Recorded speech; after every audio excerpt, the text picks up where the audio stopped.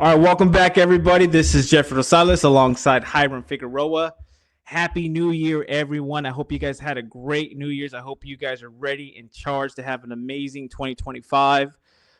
This year is going to be an incredible year filled with hope, inspiration, resilience, leadership, and a lot of personal development here, especially when it comes to transition and changes in your life. Even though you may be facing challenges, there's always opportunities and there's always hope. And we are so excited to have on an amazing guest that is going to fire you up and inspire you. Julio Torres here is a fellow Marine Corps veteran. He is a pastor, and I believe he's also a real estate investor, and he volunteers a lot in food pantries, very involved in the community here. And he's someone you might have heard about in the middle of July of last year who was detained, an East Texas veteran from Texas who was detained by ICE for 6 days and was released on the seventh day. So, Julio Torres, welcome to TVC. Well, thank you. Thank you. How was your Glad New to Year's, be here. brother? Slow. I was in bed before New Year's, got up, I prayed with my family, and I went back to bed.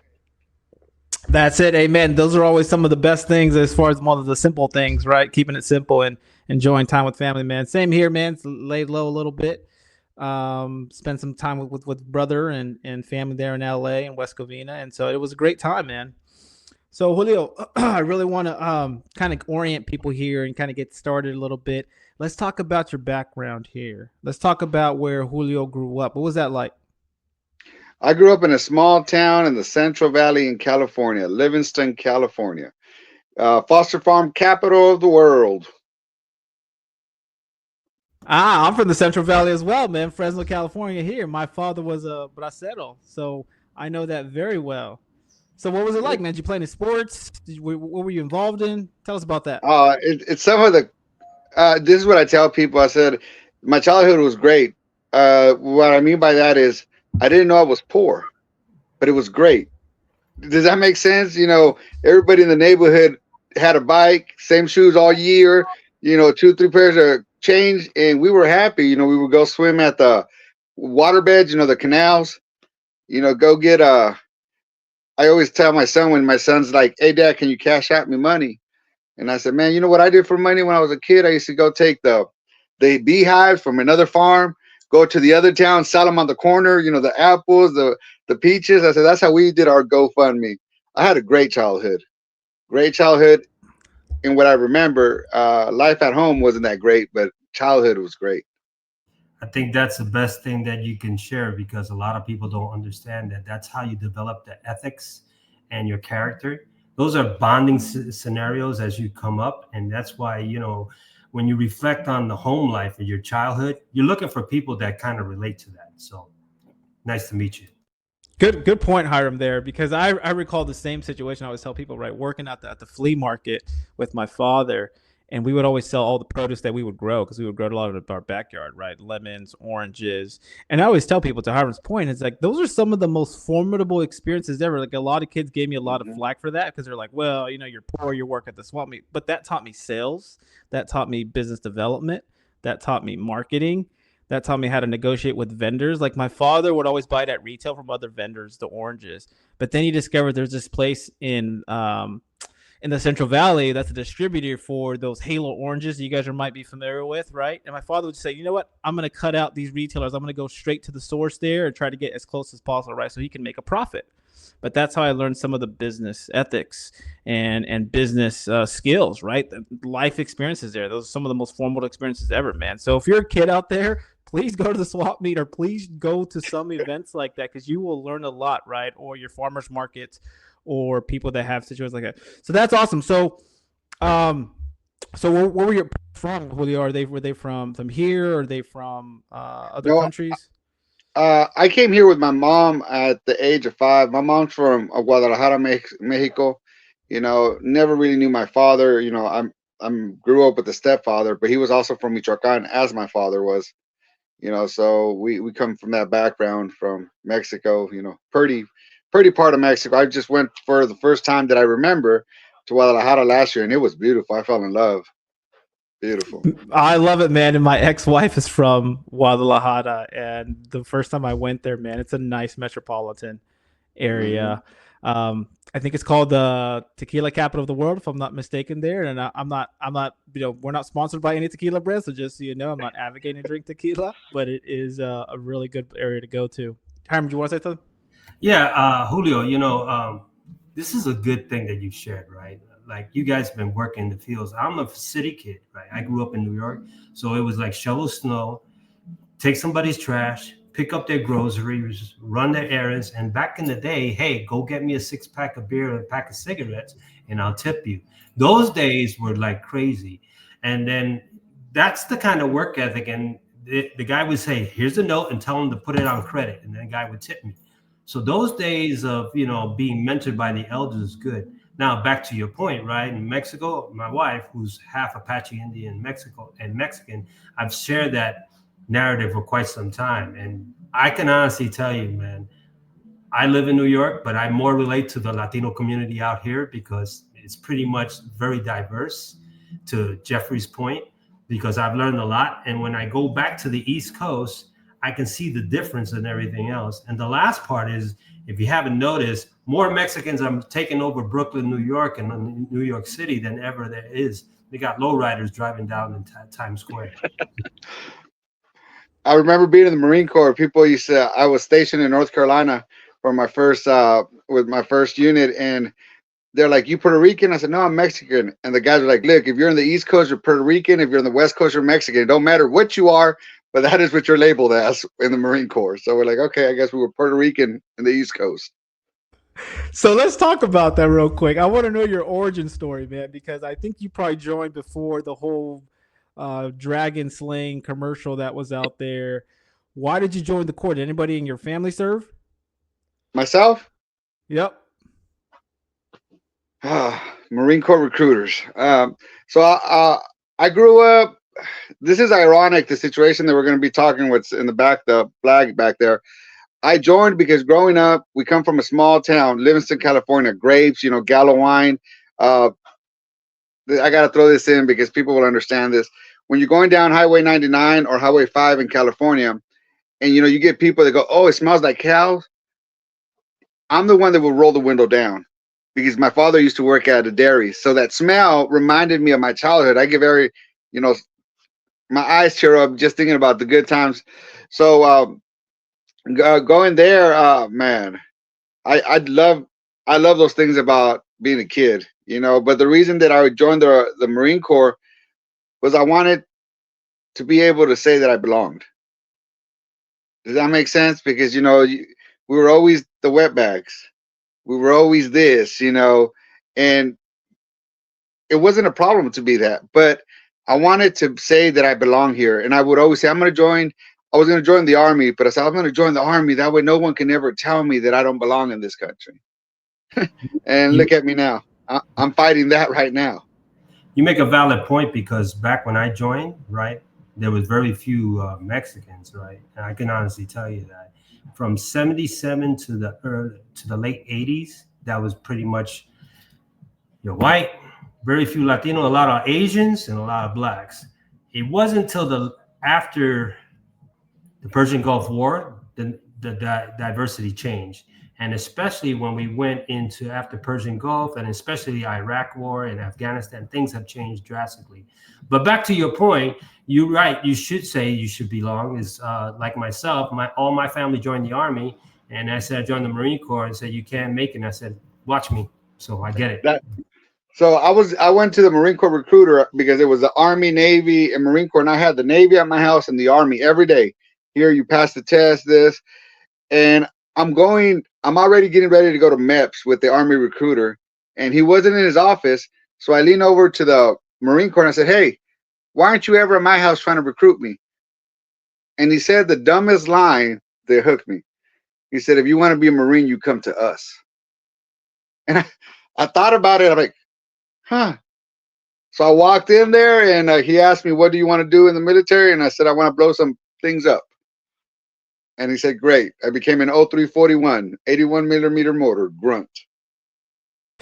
The Marine Corps has some of the best sales tactics ever. It's like they don't even have to sell you on anything, right? Like because I have a similar story to you. Like I was interested in the Army at first. I was going to go become an MP.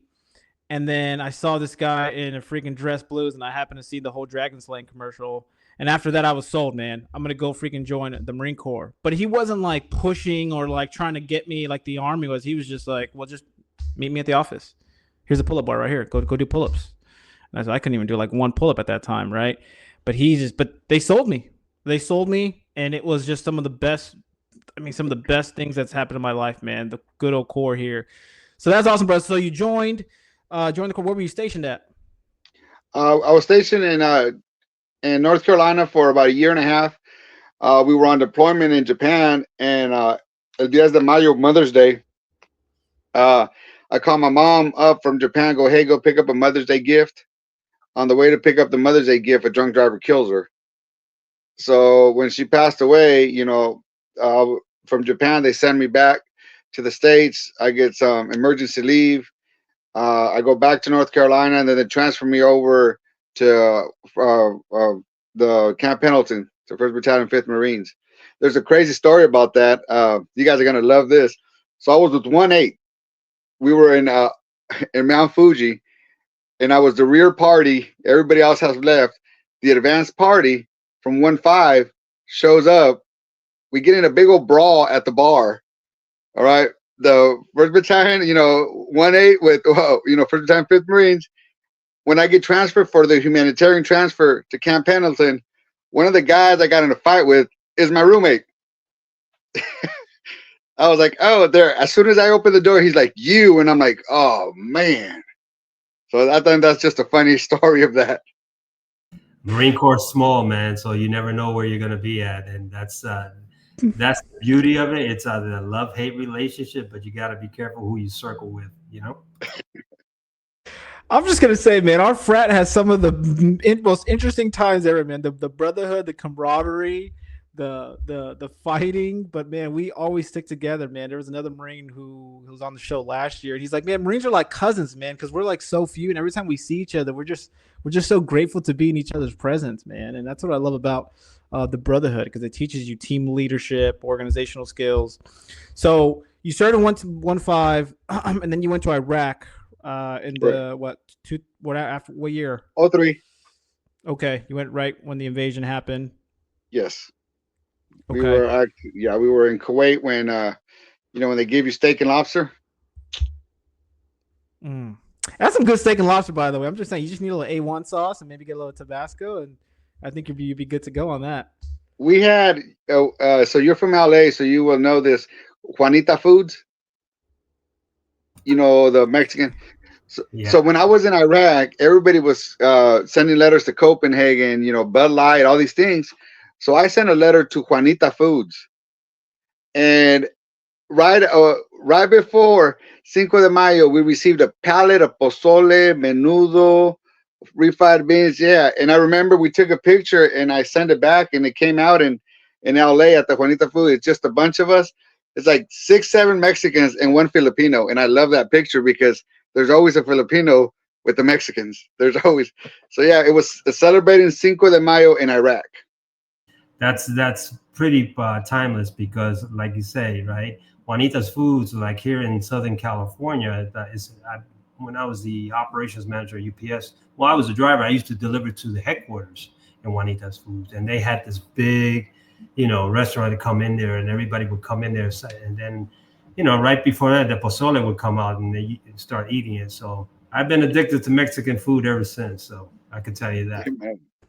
Hiram has been baptized into culture now. He eats a lot of the big Mexican burritos that we have here. If from tacos, you get tacos El Gordo, right? We have here in San Diego. Alberto's. And Tacos Alberto's, and then you have King Taco in LA. Those are some really, really great joints, man. World famous joints here. So that's cool, brother. So you served, did Iraq, did 6-12 months there, did a pump there, came back, and then you ended up getting out, right? I got out. Okay. I got out because, like I said, my mother had died. It was just not a good time. I had a good friend of mine pass away on our first deployment. He's right here on my arm. And it was just the point where I said, I need out. I lost my mom, was losing my marriage, and I'm like, what else can I lose? 3 years later, after I lost my mom and my marriage, I lose my father. So hard. I think I hear you, brother. No, go ahead, Jeffrey. Go ahead. I hear you, brother. I'm sorry to hear that, man. I've lost as many as well, and that can definitely mess somebody up, right? You know, me being divorced, losing my dad the year before. Those are some challenges, man. So I can imagine your transition must have been a little tough. Well, being an only child, it was, you know. I'm a Christian now, but when I first lost my mother, I blamed God. You know, losing my mother, losing my marriage, blame God. Losing my father, blame God. My 18-year-old daughter dying, you know. So and my wife always says that like you need to make a movie of your life. And I was thinking the other night, I said I am. And guess what the title of it's gonna be? Ni de aquí ni de allá.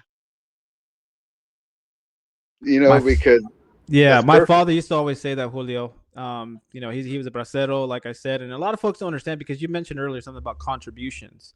Well, let me tell you, in World War II, a lot of the service members were fighting overseas, but we didn't have a workforce here to sustain the agriculture of America. So my father was part of that program from Mexico that came over here, the braceros, right, which was the precursor to the Cesar Chavez movement, right, and the farm laborers and that. So my father was part of that process, and so I can relate what you're talking about as far as not feeling like we contribute.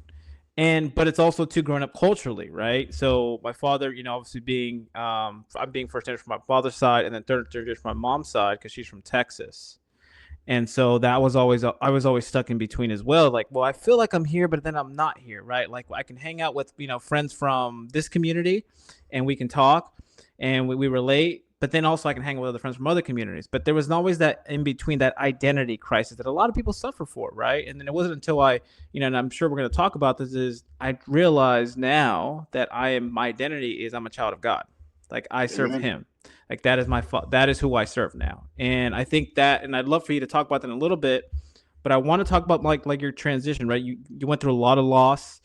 You may have fallen some very hard times. What were you going through that time? Like, what were some of your outlets, or what were some of your support groups? Uh, Support groups, not many. I got out right at the end of '03, coming back from Iraq. There wasn't really much a setup for us at that time. There was a couple, you know, meetings at the VA, which didn't help much. I became an alcoholic, you know, going to the bars, and became homeless. I was homeless for about 5 years, you know, hitting the streets. And the reason I became homeless was, like I said, my mother died, my father died, the divorce. I'm an only child. You grow up in the Marine Corps, like, suck it up. So I didn't. When I went to the VA for help, because I'm like, okay, they'll understand.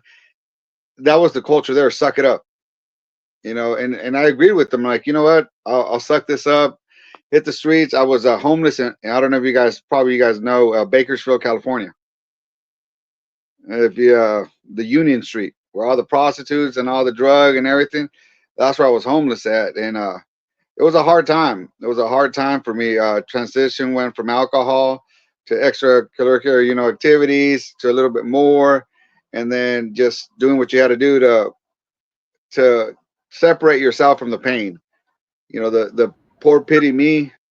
Drugs helped in that time of my life.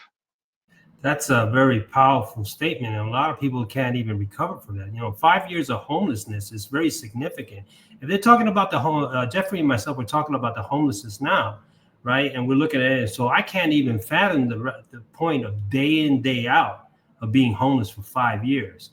That's a true testament of, of your character and understanding that not only that, but the significant trauma that you had from your childhood as a lonely child. You have no siblings, you have nobody else, uncles, or whatever the case may be. There could be other variables in there. But losing your father, your mother, then your daughter, and all these traumatic, they came in threes. I don't know if anybody else can speak to it. And at the end of the day, nobody else can judge but God. At the same time, we can support people like yourself, because you need to be around people that can be able to lift you up and see it from a positive end. You said that this is one of my favorite tattoos right here. I don't know if you guys can see it very well. The 2%. Only 2% of meth addicts ever make it out. I struggled with methamphetamines for about 10 years. and by the Wow. grace of God, I've survived. And I know we're gonna probably talk about this, but I'll throw it in there.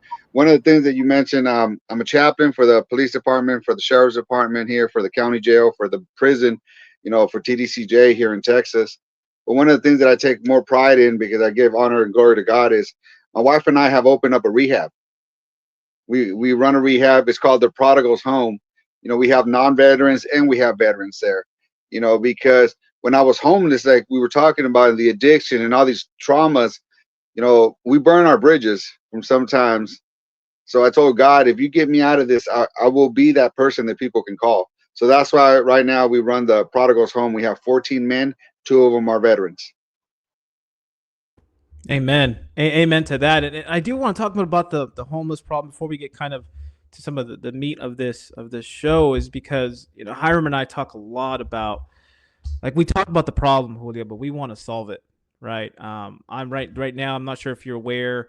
There's a big old case happening in West LA with the VA there, and a lot of folks don't know, if you're listening here. So that land, those 300 acres of land in West LA, that was donated by a Latina in the 1900s because she was married to a Colonel Baker.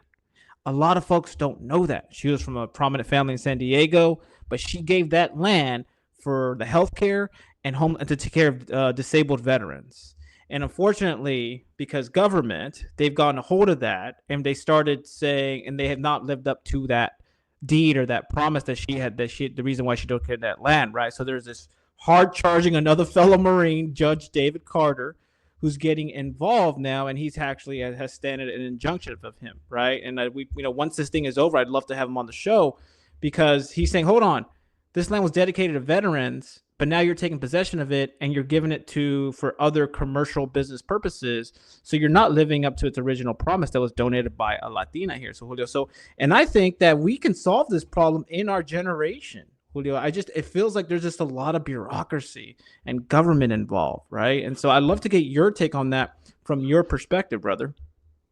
I can definitely tell you something. One of the things that I tell people all the time is, here in Texas, they if you're sick, if you're sad, they give you medication, this and that, and it's created a big mental illness situation. And a lot of our homelessness comes from mental illness of medication that the government gives. And I've worked with MHMR, that's what mental illness is here in Texas for the homeless. And a lot of these counselors, correct me if I'm wrong, but a lot of these counselors are 19, 20-year-old kids that are counseling these adults or even teenagers that are struggling to think. They don't know what, like, I would sit down in their meetings because I work a lot with the youth, and I would have to correct my youth, like, hey, you don't talk like that to your counselor. And oh no, we let them express themselves here. And I'm like, what? So I think that's what's caused a lot of the homelessness. There's not people like, let me put it this way, and I'll explain where I'm going at this. So if somebody comes to our church and has cancer problems, we ask our church member, who here has been healed of cancer? I have. Then you come over and pray because your faith is strong that. So what I'm getting at is, get veterans who have struggled with homelessness to run the programs to help the homeless. Don't get an Ivy League. Do not get somebody with a business degree who's going to make it a business, a name for themselves. If you want to help a drug addict get out of drug addiction, then get somebody who's recovered from drug addiction. So I think there's where the problem is. All these people are going into the VA to make a name and a career for themselves, and are putting aside people, and I'm going to use me as an example, people like me. They're like, hey man, you struggle with addiction, you were a veteran, you struggle with this, how did you survive? Because that person knows what the other person's thinking. So that's my take, is we just have the wrong people in place. So to your point, I used to work for the VA. I worked in the VA for 10 years. I had dark times and I was a little homeless back in the early 2000s. And then I had some veterans that mentored me to be able to go to the VA. I became a volunteer. Then I worked for the VA, and then I was a certified peer support specialist. Now, there's a lot of people don't understand that peer support specialist is the first responder to be able to intervene with veterans that have drug addiction, homelessness, all kind of issues that they've had, PTSD, all that domestic violence, all these kind of issues that are pretty relatable. Now, getting back to your point, I see that because I've been co-counsel on group PTSD and individual PTSD, and you get individuals that just graduate, get a master's degree, and they're following the narrative of how to be able to do that. They're not touching into the trigger points that veterans are going through that would, make them check out or be passive aggressive. And now the last part is, and I'll give it to Jeffrey, is when I got hired in the VA, we were hiring veterans, and veterans were more helping to be a veteran-friendly atmosphere back in the VA. Now it's being contracted out by government contractors to be able to save money and have profit, but not focus saying that they're going to take care of veterans, but you don't have a veteran community to be able to relate to. Right, Jeffrey? Oh, 100%. You're spot on, Hiram, here. I mean, and then I think to Julio's point is we're talking about the tree of knowledge versus the tree of life, right? There's those folks who have been in the trenches, who have seen what's happening. And then there's these administrators that are coming in and looking at it more as a business purpose, right? And so I think that they're missing the point here. And I tell a lot of folks here, especially if you have a business, like if you focus on solving problems and having a great reputation and solving the problems of your customers, people will support you no matter what, right? So if you're solving veteran homelessness, you're building these affordable homes. And I'll give you an example, right? So in California right now, $24 billion has been donated for homelessness, and no units have been created, right? When the North Carolina hurricane happened, right, the Amish got involved for the families here. So let me tell you a big difference. In California, just to build an affordable home was going to cost the taxpayer about $700,000. The Amish got together in 48 hours and built 12 homes for people that were homeless at a cost of $25,000, right? Resourceful. They figured it out. And so I think there's a mismanagement here of resources. And to your guys' point, there's a lack of leadership. Folks like a Julio or Hiram stepping in here to coordinate, organize, and get things moving. There's other folks, they have different objectives here, and we need to get more folks in our community there from a leadership perspective, right? Because what do we always say in the court, right? We lead from the front. We lead from the front. That's what we do. That's why that judge, that fellow Marine judge in West VLA, he went to go do a site visit. He went to go tour it. He was going to say, you know what, this is ridiculous. Veterans are going to die if they don't have homelessness, if they don't have a housing. I had to Julio's point earlier is we need to find a way to take the youth with us because, I was with my nephew and we were in this place next to Azusa because he works at a warehouse at a FedEx. There was a homeless veteran right there, right? Had a cardboard sign. And I said, son, stop. I think it was Christmas Eve. I said, we're going to give him some money. He's like, well, Theo, why are you going to do that? He might go use it for drugs. It's like, I don't care. Call him over here. Let me talk to him. Let me see what's going on with him. And then I heard his name. His name was Chris. I'm like, hey, brother, how you doing? This is who I am. Fellow, and he showed me his tattoo, right? Marine Corps fellow Devil Dog as well. And I'm glad that I exposed my nephew to that because now he is starting to see things because I've exposed him to that. Now, the other day, he was in a situation where he saw two dudes, to your guys' point, administrators. There was a guy that was sitting out on the street, had a cardboard sign as well. The guys gave him half of his food instead of buying him a whole plate. My nephew was upset about that. And I'm like, you know what? I'm glad that I'm exposing them to that because I want them to start taking charge and solving problems like that, right? So we got to bring the youth with us as well, Julio. So there's a big task here. And I know you're doing that a lot from a leadership development, right? Let's talk a bit about that, right? How are you building your leaders within your community and your family? I actually, Wednesday, I had a class on leadership because I have 14 men at the men's home. Everybody wants to be a leader, but nobody wants to lead. So I started off my speech or my word. It's I do a Bible study in the morning and it's about the gospel. And I told them very simple. I said, hey, what is a leader? And I let everybody tell me their definitions of a leader. And everybody had a good definition. And I said, a leader is a leader, period. You can't say you want to be a leader and you not leading. So that's one of the things that we try to find out, just like in the Marine Corps. I remember always being picked on, like, well, I thought I was being picked on. Like, why are you always putting me in charge of these work parties? Why am I always being in charge? And I always thought that my platoon sergeant hated me.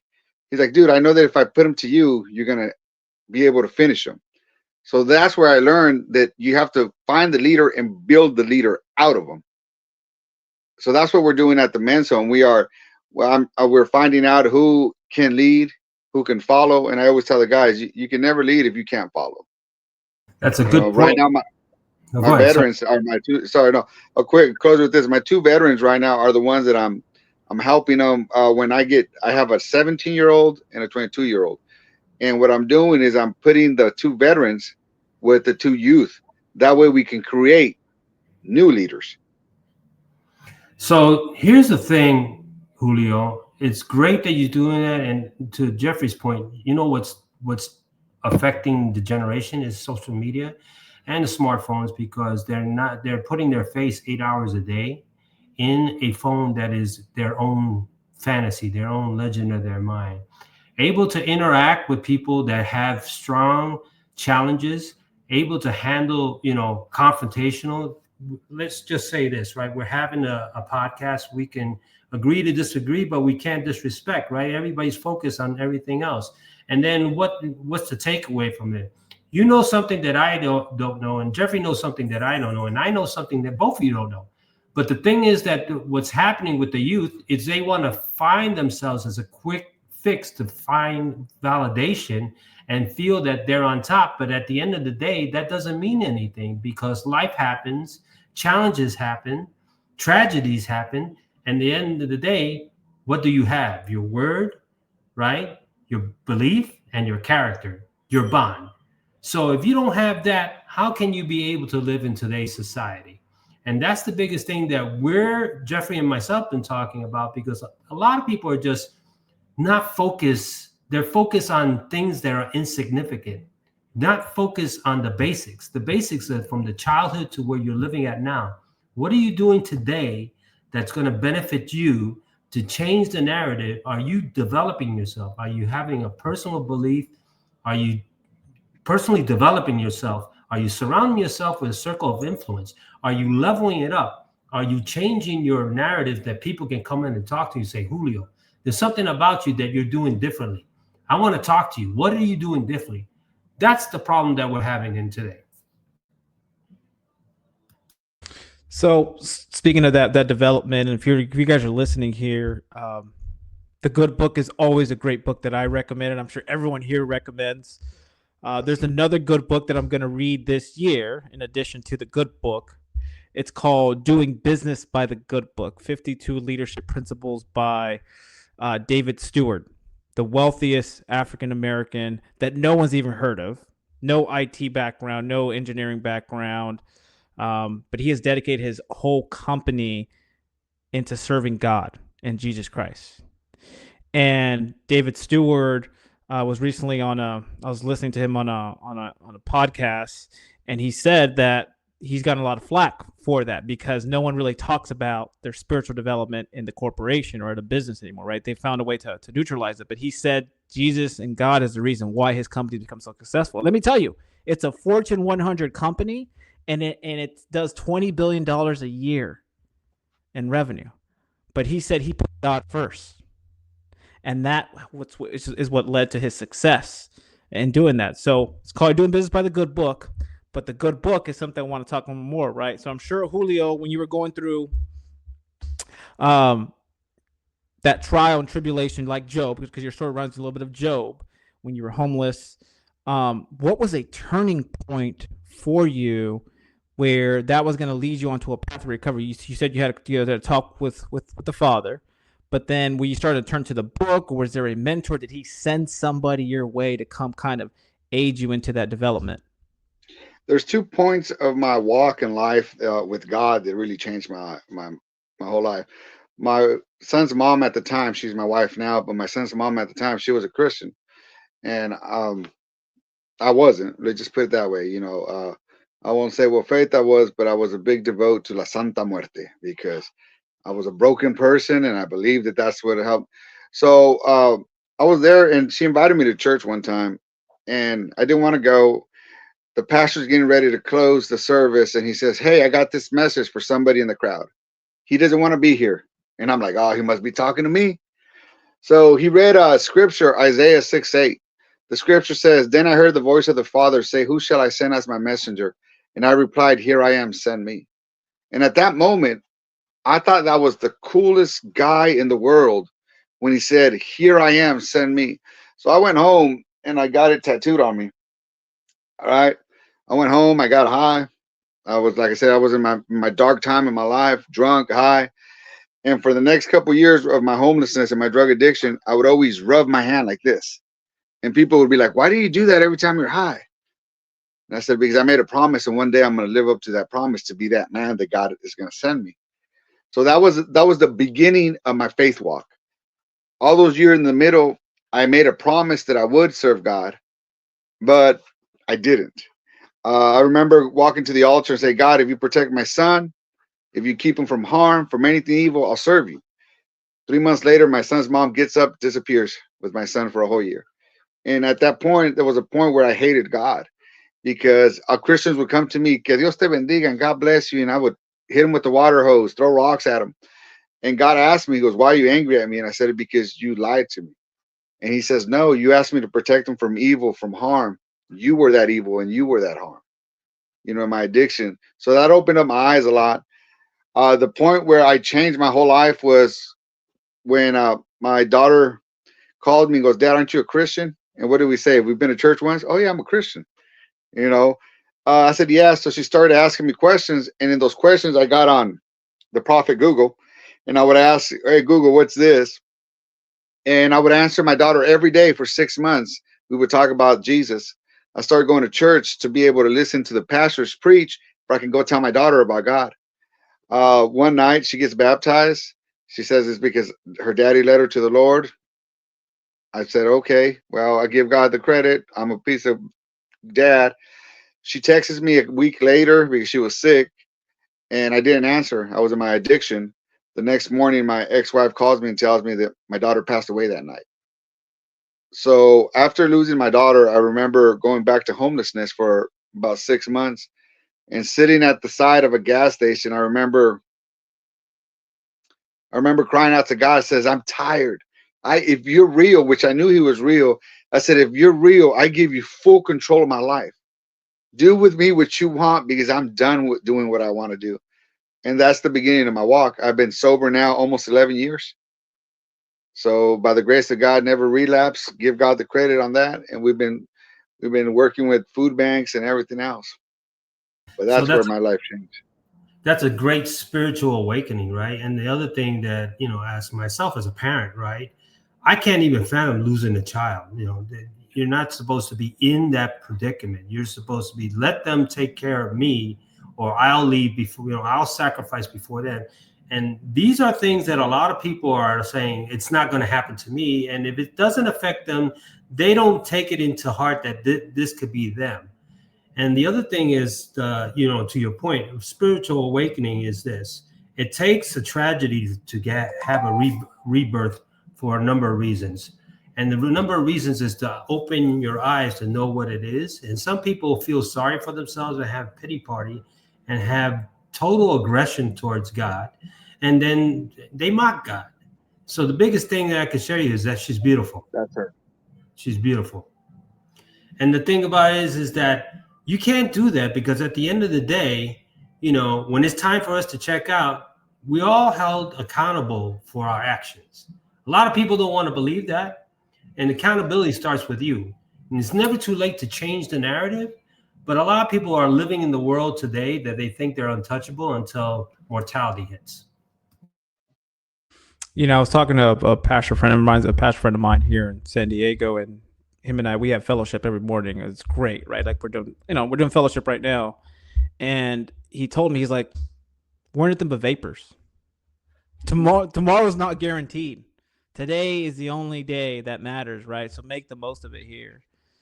And that is something that I have attempted to live by because, to your point, Julio, we don't know when he's going to call us to go and do these other things that he has for us. But right now, it sounds like he has you on a very important assignment. man, because not many people, like I said, make it out of drug addiction or being homelessness or losing a loved one, right? People stay in those dark areas, but it sounds like he's giving you this assignment and you have not been looking back on it, right? And to Hiram's point, no father should bury their child. It should always be the other way. That was one of the hardest things for my dad before he passed away. Is we lost one of my siblings, and my father lost a couple siblings actually when his first wife in Mexico, because they didn't have health care, in the Pueblo during that time, right? Small little ranches, and so that was very hard for him. And I saw the loss that he must have went through, and that really impacted me as well. But I know it was through his faith, because like you, I was not the kid that grew up with faith, really into faith. My father was, because of the tragedies, losing his kids, almost dying in Mexico City, losing his first wife. But even more, I noticed my father's faith grew and grew and grew. But I tell you what, every Sunday he would get us up to go to church, and I was always the first one to try to avoid that. I always try to go stay with my friends, because I was like, I don't want any of that, right? But he was very disciplined. He had consistency, and now more and more these past couple of years, the revelation for me was, I didn't spend that much time with him in his final years because I was married at the time, but it wasn't a great marriage, right? And a lot of it's on me because of that, right? I feel like now spiritually I would have had a more awakening and understanding and value a wife, right? What it means to have a wife or a daughter of God, right? And so now, I find myself wanting to be more closer with him, and I think this is my way of being more closer with him, is being more involved in the Word here. So, but let's move on a little, because there's a very important mission and that's happened to you, and I want folks to hear about this, because there's a lot of talk of immigration right now in America. And what is what is immigration? What is legal immigration? Illegal immigration? Well, let me tell you guys, over a fifth of Medal of Honor recipients were immigrants. Over 60 plus Medal of Honor recipients came from the Latino community, and I think we have 61 now, because retired former General Cavazos, right, who was a general in the Army and had a Fort Hood, I think it was Fort Hood, that was named after him, Fort Cavazos, right? He did some amazing things in Korea and Vietnam. Well, President Biden is going to award him the Medal of Honor, right? And where I'm going with this is, I think folks are not understanding that a lot of folks from this community, including our white brothers and sisters, black brothers and sisters, a lot of them served in the armed forces. But then when they get out, some of them, because they're immigrants, they may not have had a chance, like, to Julio here, have to get their citizenship, because they were so involved in serving overseas and defending of America. So what happens is we get into these situations where we are no longer looked at as a veteran by society. We are looked at now as a non-resident or a resident, and things can happen to us. In fact, I didn't know until a year ago that veterans were being deported. And I find myself asking, why are veterans being deported or detained? Why aren't we getting that love that we just talked about earlier today? Because these are your warriors, ladies and gentlemen. These are people that serve your country, that volunteered, just like Julio, that wanted to belong. They wanted to defend their family. They wanted to defend the country. They wanted to defend their brother and sister to the right and left of them. And so we need to figure out what is going on here. So Julio, take us through that time period back in 2024 during around 4th of July weekend. What happened to you? So I want to start with, I've been here since I've been 5 years old legally. When I went to, as a permanent resident, I joined the Marine Corps. When Bush signed that law that if you went to war, you would become a citizen. In the middle, I remember probably about April 20th, I remember talking to my platoon sergeant to say, hey, my green card, because I had my green card on me, because, you always carried it. And I said, hey, it expired. And I remember him going, don't worry about it. They passed the law. You're good. That's all I remember. And so when I came back, my wife would always tell me, like, hey, become a citizen. I said, I don't need to. I should have done it, but I had that security, like, I'm a veteran. I don't need to. Becoming homeless, all that, I got in trouble with, some drug addiction. I had one charge of drug addiction. The second charge is bogus, but that's beside the point. So when I went to Mexico, I found out I had brothers and sisters for the first time. So I told my wife, Hey, look, my green card, because I had lost my green card. It took me about 5 years to get my green card back in the mail. I hired an immigration lawyer. They had to find my paperwork. So when I get my green card in the mail, to me or to any immigrant, that means what? You're good to go. So I grab my green card. We fly to Guadalajara. We go to Michoacan. On my way back, I get stopped by Homeland Security, and they take me to the second inspection, and they bring up my arrest record, and they said you're no longer allowed to be in this country. And I'm like, excuse me? They said you had full permission to stay in this country. And that is, and I'm saying this because I want veterans to understand this. Not just veterans, but anybody who has a green card is they said that I could have lived the rest of my life in this country without a problem. But the moment that I stepped out of this country, I forfeited my green card and I was subject to reevaluating if they can wanted to let me in or not. So that's where I get arrested, get sent to uh, right there in Fort Worth, the immigration detained center. And by the grace of God, on the seventh day they released me. And it was crazy the way it happened because it came out in the news. There was about 5, 6 different stories that were brought up. But I get the guy calls me up. And he goes, "Can you provide your DD-214?" And I did. And as soon as I provided my DD-214, I got released. But a month later, I get a paperwork mailed to my house telling me that I'm on a 1-year humanitarian parole, that I must leave at the end of that year. So right now, that's where I'm at. My lawyers are fighting, that they're trying to take it to the DA and not go to court. Try to say, look, let go of this guy. I don't brag about the things I've done because all honor and glory goes to God, but they're trying to show that my character is no longer that of my only time I ever got in trouble in my life is 3 years of my life. That's it. So, Julio, it's ironic that you mentioned that because Homeland Security has different divisions. You got Border Patrol, you got Customs and Borders, you have ICE, and then you have CIS, Citizens Immigration Service, right? Which are U.S. Citizens Immigration, which they are supposed to be able to build an alliance with the people that are here, especially the veterans that provide the DD-214s, because it's common sense, right? You're working for the federal government as a United States Marine. It's part of the federal agency. So the language that they bring out there is pretty stupid, right? But then again, it goes to show the political mindset that has changed because it's only common sense. And this is a waste of time, a waste of money, and is affecting your quality of life and not only your physical health, your emotional health, but your mental health because you're on a time clock, right? And how is it that Jeffrey and I have spoken, they let all these illegal aliens come in. And I say illegal because they cross the border, they get a phone, they get a debit card, they get a stipend, they get more money than you, me, and Jeffrey together. And then now they're fighting it because of sanctuary. But here we are signing a blank check, right, for the government, blank check up until your life, and they don't understand that. So I'm lost for words on that as well. One of the things that because when I first found about Julio's story, it made my blood boil because if the government can legally send you to warfare, they have to understand that there's going to be repercussions. And I'm not just talking about loss of life, I'm talking about veterans that come back. A lot of them may not be sane. A lot of them may have some mental challenges, if you will, that they need to work through. And so, yes, we have the VA, but it sounds like the VA is not doing that much of a good job. And so people need to understand when you send someone to warfare overseas, there's going to be challenges, and we need to find a way to get those challenges fixed. America right now, there's a shortfall in military service. People are not signing up like they used to. And the Marine Corps doesn't have that problem. We are very good, like I said before, at recruitment. But some of the other services, they're struggling.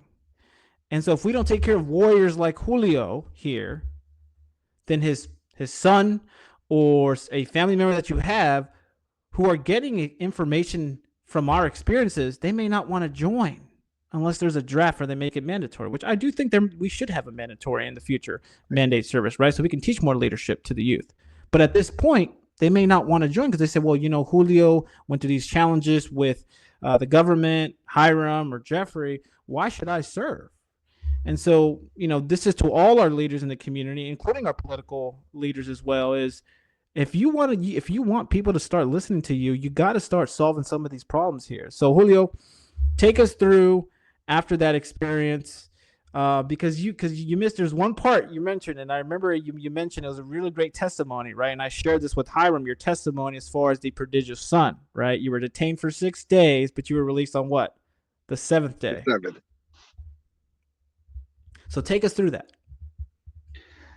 It was so a lot of people may not understand this part of this story, but I'm talking to 2 men who believe in God, and you guys are going to really love this part. When I get arrested in the airport, for whatever reason, there was an anger but a calmness over me, mixed together. So I get arrested, they take all my things, they put my cell phone on the side, and there's another person who gets arrested. He's crying, and I tell the Homeland Security guy, I said, like, look, I'm a pastor. Is it okay if I pray for that gentleman? And he goes, yeah, go ahead, pray for him. So I pray for him, and the guy gives me a hug, and he calms down, and they're able to talk to him because they couldn't talk to him. And I sit down, and the Homeland Security guy is typing all this paperwork up, and he looks at me, he goes, grab your phone. And I'm like, okay, sir. He goes, go ahead and talk to your family while you're here. So I'm talking to my family. Another guy passes by crying. They can't stop him. And I look at him and goes, go ahead. I go pray for this person. And I'm so angry at God right now. Right? I'm angry at God. I'm like, God, I don't even want to pray for them. Look where you have me right now. So I get arrested. I get sent to the immigration center. And when we get there, all the people that get there, they're being rude. I'm just whatever. We get our clothes and everything, and the lady says something to me. She goes, you want to keep your wedding band on? And I said, yeah, if it's possible. She says, keep it on. And the other guy's like, why can't I keep my ring? In Spanish, yelling at him, cussing at him. And I'm like, oh man, relax, they're just doing their job. And they give us our clothes, and then she goes, come here, give me a second. She goes and she gives me an extra long sleeve shirt, 2 more sets of warm clothes, 3 pairs of socks. She goes, hey, here, I got some new slippers for you. And these guys are just mad. They're like, why? And I said, ma'am, you don't have to give me that. She goes, no, it's okay. I'm going to give it to you.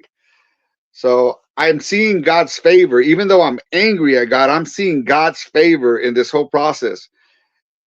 But I'm not saying thank you right now to God. I'm not. So we're all walking. It's 3 of us, and we're walking. And they sent these guys to the population. And they tell me, Torres, this way. And I'm walking. I'm like, where the heck are they taking me? They put me in solitary.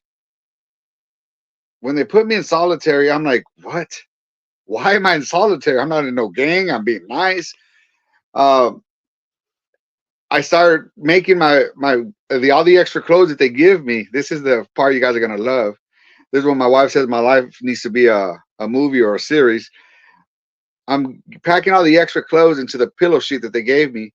And I go and I put it on the bed, and when I'm about to squeeze it to make it a little bit comfortable, guess what's written on the pillow sheet?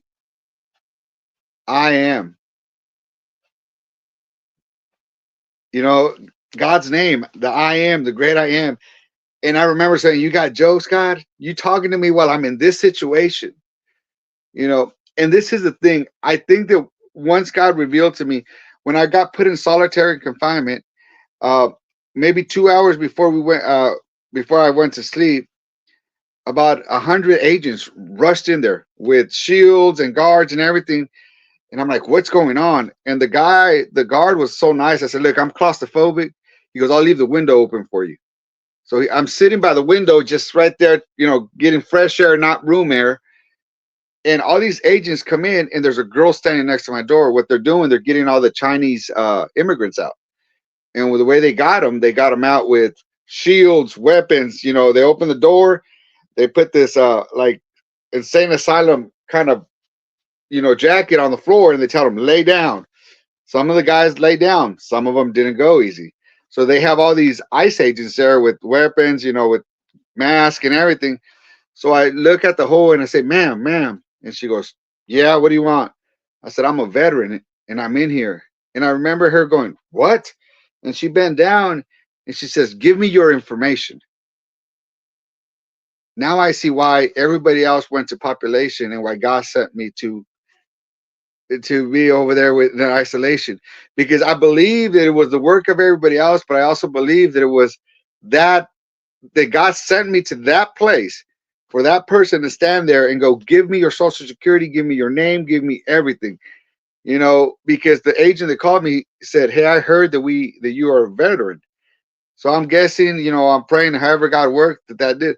So from there, the next morning I get taken out of solitary and I get put in population and I'm sitting on my bed angry at God.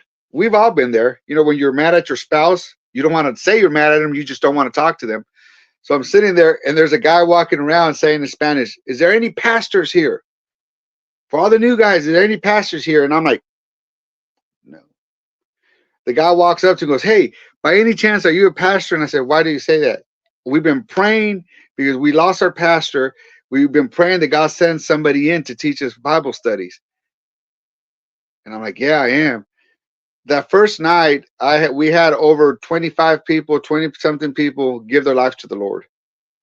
And I'm preaching, and everything I'm preaching, I'm angry in my spirit, not at God, but in my spirit, because I'm preaching and I'm like, oh my God, everything that I'm saying to these men is what I need to hear, Lord. Stop it.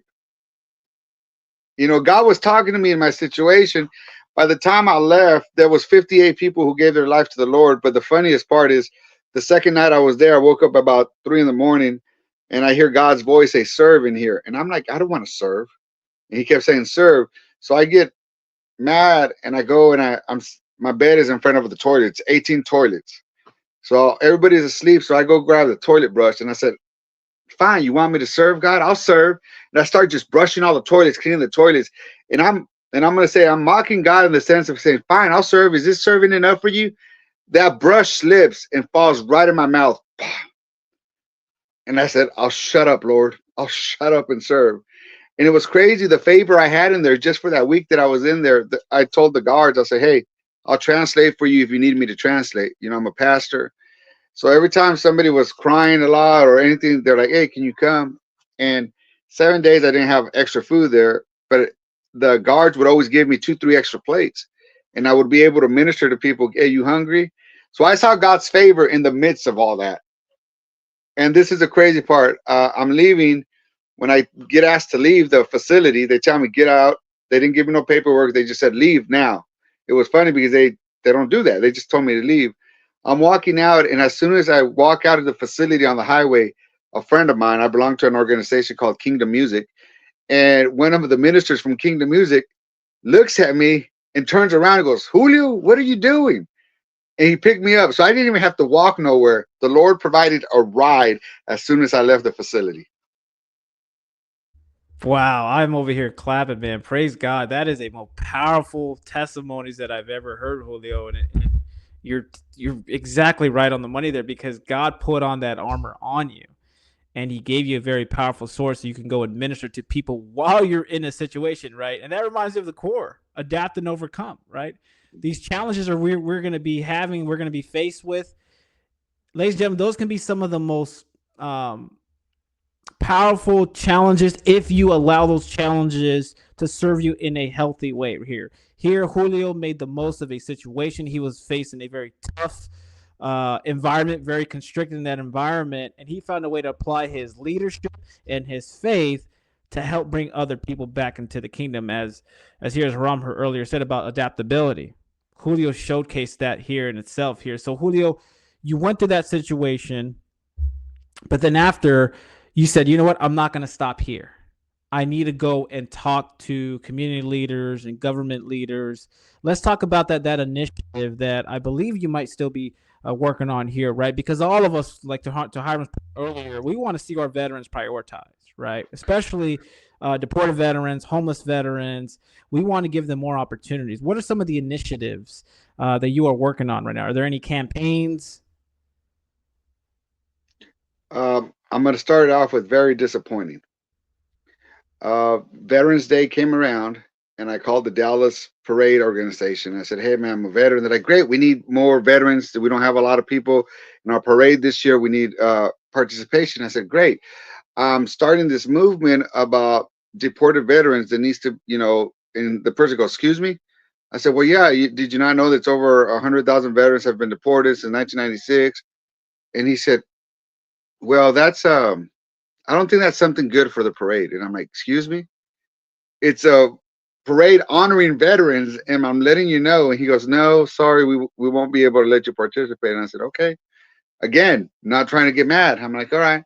I called the Arlington parade in Texas, big parade. It's at Six Flags, and it's just one of the biggest parades. And I let one of the organizers guys know, "Hey, I want to do this." He's like, "Great, man. That's something that we don't even know is happening, but go ahead and do it." 2 days before the Veterans Parade, I called and I said, "Hey, what's my number in line? This and that." And they're like, "Well, we pulled you from it. We think it's a trigger that we shouldn't. It's not the right timing because of the election. And I'm like, "It's the perfect timing." And I call different organizations, and they're like, "Well, we don't work with that part. We don't know much about that. We work with homeless veterans, and suicide for veterans." I said, "Do you know how many veterans who get deported commit suicide? Do you know that when you deport a veteran, you make them homeless?" I'm like, "What are you talking about? We are destroying veterans, And I got so frustrated, and I've been frustrated because I called all my political leaders in my community. Everybody says the same thing. That sucks. That's something, but no one will take it because this is the biggest confusion they have. When they hear the word deportation on the back of my flyer, I'm not talking about immigration. I'm talking about a veterans issue. This is not an immigration issue per se. It is a veteran issue. We need to separate that immigration in deportation of veterans is not a immigration issue. It is a 100% issue for veterans. When we say veteran homelessness, we're not necessarily talking about the whole United States in homelessness. We're focusing on veterans. So why is it that people are saying stop the deportation of veterans is an immigration issue and not a veteran issue? And it is where I've been trying. I talked to Ted Cruz. He said, "Well, reach out to my office. Let's see what we can do." I went and I stood at the Capitol in Austin. Go ahead, Ira. No, look, there's a couple of things we can address, right? And you make a valid point. We'll start. Let's walk it back from you being a pastor in general population. Let's start from there and walk it back over here to, and I'm going to get to this narrative for a specific reason, right? And the specific reason is people, the fear, false realities, right? The fear of things that they feel powerless. As you became a pastor in general population, you're watching these inmates, right, who are human beings. They made bad decisions, but they're still human beings, and they give their life to Christ. At that moment when you're pastoring, what's going through your mind? How are they seeing you at that time? Let me ask you that. I still get phone calls maybe a week ago from inmates in that cell, in that facility, who my number's been given to the next person in charge, of the tank, and they're going, "Hey, Pastor, is there a word? We're sad in here. Is there a word that you can give us?" And I'll go to my Bible. I say, "Yeah, preach to them about this. Make sure you touch this note. Make sure you let them know this." Or they'll call me and they'll be like, "Hey, so and so got approved for his green card." So the impact was amazing because I get phone calls from an immigration facility where I was at for 7 days, and it's been over 7 months, and they still remember the miracle that happened of that pastor who got released when people were telling them it don't happen for 6 months to a year when you see the judge. So the other part that I'm looking at, and here it is. I've been to Texas. I know how the Texas culture is, right? Very patriotic, and it's the Texas way or no way for another reason. We understand that. The biggest thing that I've learned at traveling through the United States, there's different perceptions of how they view scenarios, deported veterans. They don't understand the component of it, because the deportation is illegal, and they're saying that, but they're not following the last word, which is veteran, right? And they don't understand that veterans who came to this country because they had to do something were willing to sign their life away to this government to fight for freedom that they're enjoying at our expense, and especially your expense because you were deported, and then they don't want to touch it because they feel that's taboo. And that's the lack of education. That is the lack of leadership. In all due respect to Ted Cruz, is a politically correct thing because he doesn't want to look bad and lose votes and then be a smear campaign through the narrative of today's networks, which they do not provide the real source of information unless it's very popular. And we'll go back to what's going on today. That's popular and it's distorted. But when we're talking about a root cause situation, grassroots situation, deported veterans, over 100,000 veterans, and most of them become homeless. They become suicidal. There's an attrition rate. How do they survive? Where's the success rate? Those are the things that they're not looking, but they can go to a church and say, thank you, Jesus, and help thy father, help thy neighbor, but let's put the work where it's at. So that's so where I'm real at. quick. When I was in the ICE detention center, you know, you have people who wanted to believe in God. You had people there who were like, "Look, I'm a dope dealer. I work for the cartels. All this thing, you know." And I had two people who were cartel members in there, you know, walk up to me and they're like, "Hey, Pastor, you military, right?" And I said, "Yes." They're like, "You know, you're gonna have to join us, right?" And I'm like, "No, I'm not. I serve God." They're like, "You know that if you get deported, there's cartel members right there where they know when the immigrants get released because they'll kidnap them and ask their family members for ransom money. It happens every day when ICE releases immigrants into Mexico, and the guy goes, "You know that veterans have to work for us, right?" And I said, "I'm not going to work for nobody if I get deported." They're like, "Or else you'll die. If you refuse to work for us, it's a death sentence." And in my mind, is like, I survived Iraq, but the country that I served, that I was willing to die for, is willing to send me in a deportation status because a man of God is never going to go serve an enemy and allow me to be killed because I refuse to serve against the nation that I love that's kicking me out and against my faith. And I think that is so ironic. But the guy told me, he goes, all veterans work for the cartels or they die. So And think that's about that. Yeah. So go ahead. So what I'm hearing here is this is a national security matter as well, not necessarily an immigration, it's a national security because they've invested hundreds, if not millions of dollars in us to go through this training, right? Uniform, equipment, all these training that people have to pay millions of dollars for to go and fight on a government's behalf for an objective that they had at the time in this global war on terrorism. So why would we want to send that investment and kick them out to another country where they may have state sponsors that are criminal enterprises where they can now recruit and obtain knowledge, information on how our military works, on how our country works, and they can get that information for free to a criminal enterprise. That is a national security matter, what I'm hearing here, Julio.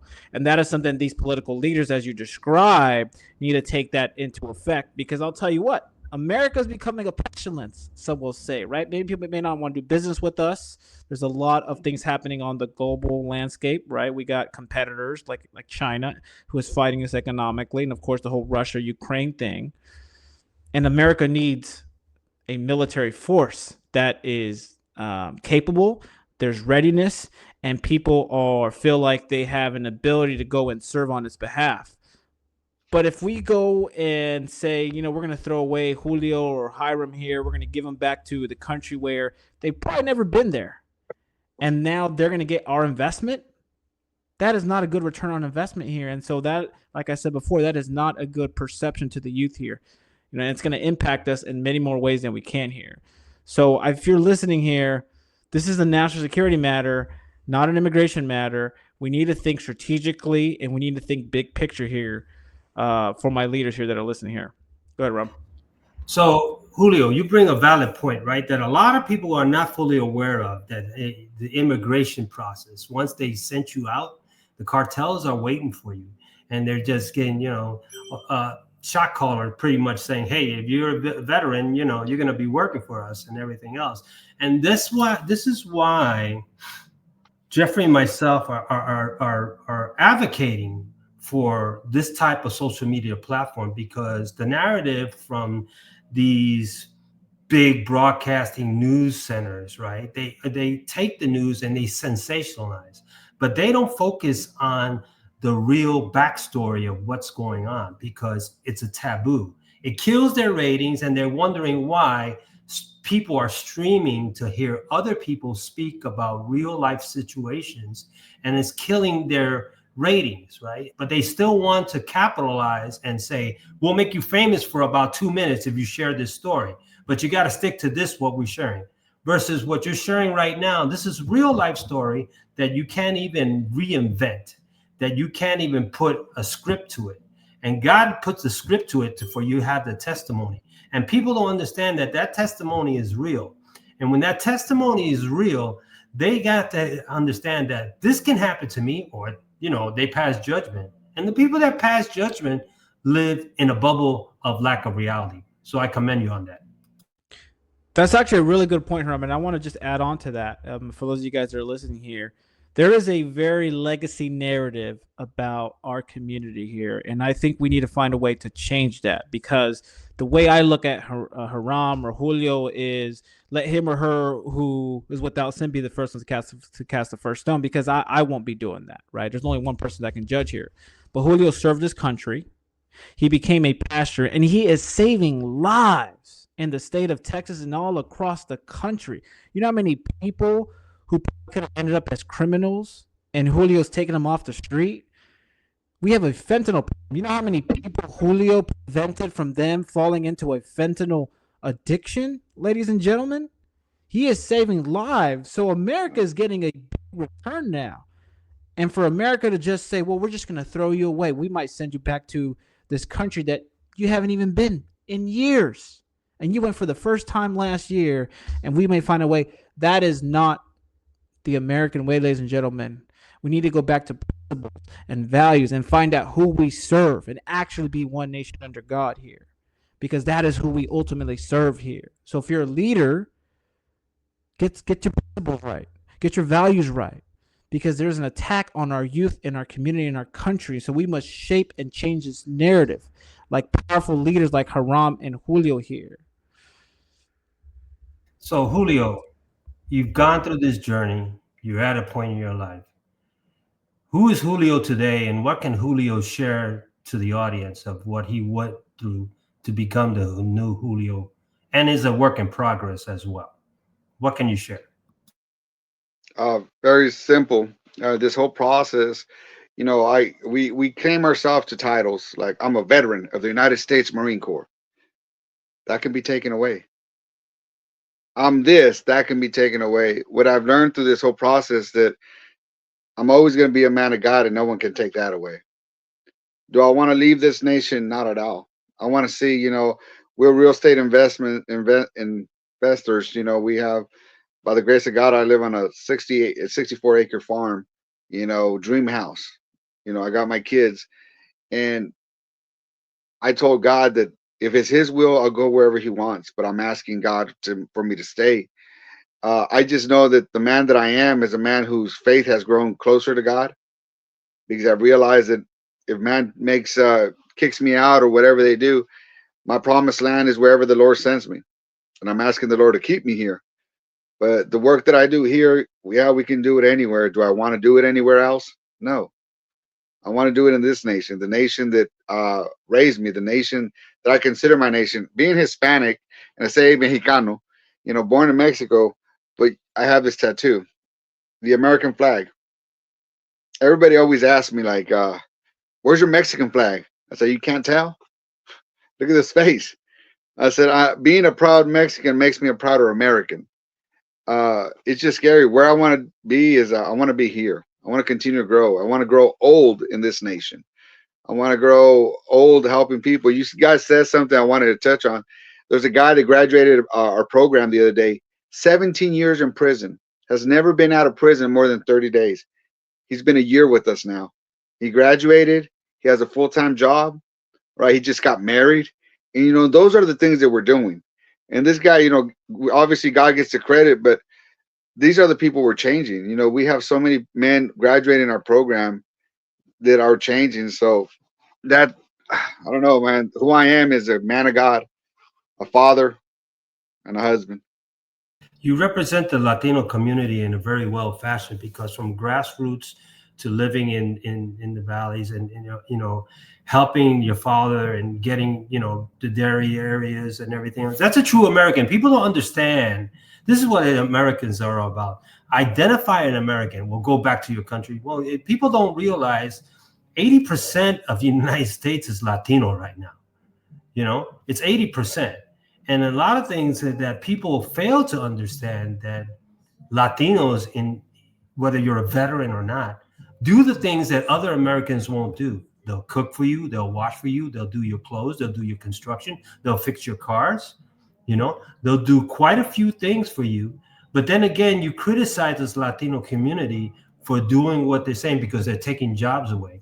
What I find ironic, not only from the veteran community, the lack of knowledge and sensibility, that we're all Americans when we get out, right? And we're Americans when we're here as Americans, but we join the Marine Corps, we're still Americans. When we get out, we're still Americans. But the thing that I find ironic, and the lack of knowledge and the ignorance and a little bit of narcissism, is that when you're labeled as a deported veteran, an inmate, and I see that, right? It takes away the person. It feels like they're empowering themselves because they think they got one up on you. But they're no better, because they're not doing anything for themselves to set them up for success. In your story, as I shared with Jeffrey, you set the platform, you've executed what you had to do. You lived through your trials and tribulation. You're a living testimony. That's a success story. And people don't want to see that. They think that material things are. And that's not how it works in today's society. Amen. Yeah, brother. I'm gonna just say, man, it's spiritual warfare here, and folks like Haram and Julio, these are leaders in your community, and these are leaders that you guys should follow.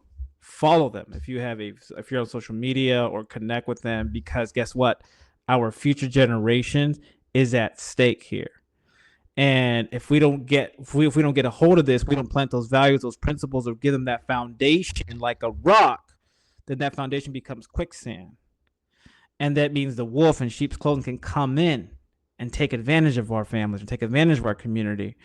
And I think we need to find a way to change that here. So we have a very successful leader who I'm going to give the final words and comments to, because I want you guys to take away that this is going to be an amazing year, that even if you go through any trials and tribulations, that if you give yourself to God, or if you give yourself with principles and values, that you will overcome, ladies and gentlemen.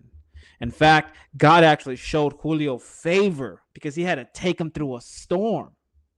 And Julio might have been a little upset, as he realized with God, and God has a way of laughing at you, because he said, no, Julio, it's not going to be on your time. It's going to be on my time. I tell you when to go. I tell you when to speak. Don't worry about what you're going to wear. Don't worry about what you're going to eat. Don't worry about what you're going to say. I'm going to give you that platform, Julio, and I'm very grateful to God for that. But any final words or comments for the audience here, brother?